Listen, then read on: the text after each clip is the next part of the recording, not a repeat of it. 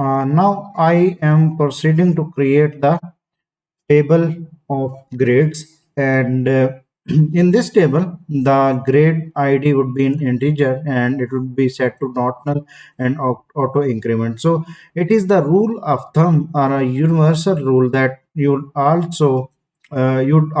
set the primary key to not null and would set to auto increment, and after that the I would declare another attribute, the enrollment id.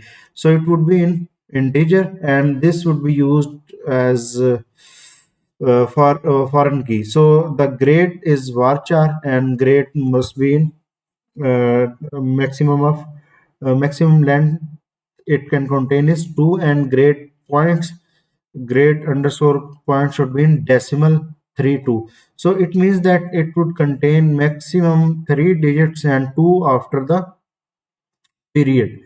And let me set it to 5 and 4. So the CGPA can be in great detail. So remarks must be in text and primary keys, grade ID and foreign keys, enrollment ID, and it would be referral to enrollments. And now I am just going to copy this and paste that into just like the previous queries. I am just pasting that, and now the table of grades has been created. Let's check the infrastructure, and it is all okay.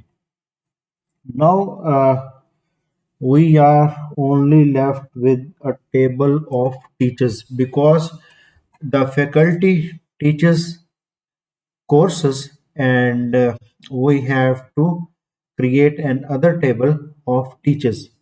So